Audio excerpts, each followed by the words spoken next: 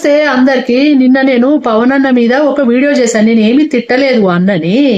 కాకపోతే ఆ video post పెట్టినాక మాత్రం ఎంతరా ఒక 30 minutes లో 3000 చిల్లర పోయింది. యూట్యూబ్ లో అట్లనే పోయింది, ఇన్స్టాల్ అట్లనే పోతుంది. ఆల్రెడీ పవన్ అన్న పాపము లేదు, నేను జర పొరపాటుగా మాట్లాడిన, ఇది మాత్రము 4 కోట్ల తెలంగాణ భూమిపుత్రుల జాగిరి అని చెప్పేసి ఆయన కూడా అనౌన్స్ చేసిండు.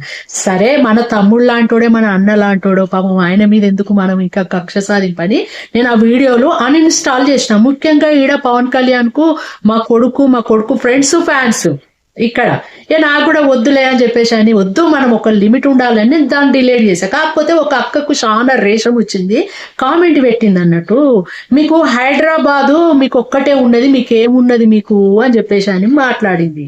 అక్క, చరిత్ర ఏంది, చరిత్ర మాకు కూడా తెలుసు అని. నీ ముఖానికి ఏం తెలుసే చరిత్ర? అసలు ఒక ఆంధ్ర నాయకుడే మాట్లాడిండు చరిత్ర. నేను పెడతాను ఇప్పుడు చూడు పోస్ట్ అది.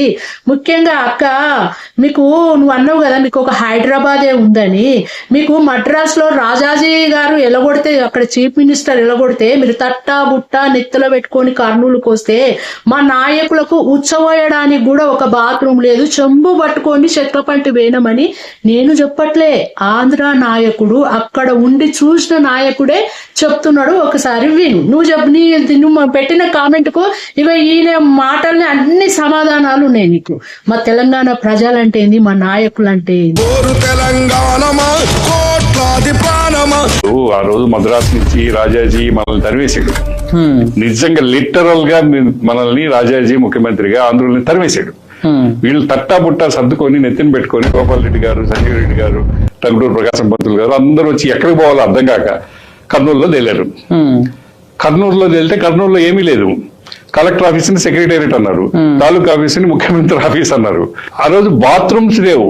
ముఖ్యమంత్రులు, చీఫ్ సెక్రటరీలు కూడా చెంబు తీసుకొని కాళ్ళ కట్టల మీదకి వెళ్ళారు. మా గోపాల్ రెడ్డి గారు ముఖ్యమంత్రి అక్కడ ప్రభుత్వాన్ని నడిపిన బిల్డింగ్ ఫోటోస్ ఉన్నాయి నా దగ్గర. అది చూస్తే నవ్వు వస్తుంది. తెలంగాణ వాళ్ళు అద్భుతమైన మనుషులు. మనం ఎన్ని మాట్లాడుకున్నా కూడా మన ఆంధ్రులంత సంకుచిత మనస్తత్వం తెలంగాణలో లేదు. వాళ్ళ చాలా విశాలమైన దృక్పథం. అందువల్లనే ఆ రోజు బూర్గుల రామకృష్ణారావు గారు మనల్ని చూసి జాలిపడి, ఎందుకు రానైనా మీరు ఇన్ని అవస్థలు పడతారు, హైదరాబాద్ లో అన్ని ఉన్నాయి, వచ్చేయండి మీరు ఇక్కడికి అని చెప్పి మనల్ని తీసుకొచ్చి దీన్ని విశాలాంధ్రలాగా మనల్ని కలిపి ఇక్కడ నిజాం అన్ని రెడీ చేసినాడు. అక్కడ వాళ్ళు తెలంగాణ సమాజంలో ఆ ఉదారత్వం ఎంత దూరం పోయిందంటే, బూర్గుల రామకృష్ణరావు గారు ముఖ్యమంత్రి, విశాలాంధ్రకు కూడా ఆయనే ఉండాలి కదా, ఆయనే కదా మనల్ని తీసుకొచ్చారు. కానీ నాకంటే నీలం సంజీవ్ రెడ్డి గారు పెద్ద మనిషి, పెద్ద నాయకుడు అని తను రాజీనామా చేసి సంజీవ్ రెడ్డి గారికి ముఖ్యమంత్రి పదవి ఇచ్చాడు. అంత త్యాగం మన ఆంధ్రలో ఎప్పుడన్నా విన్నావా? మన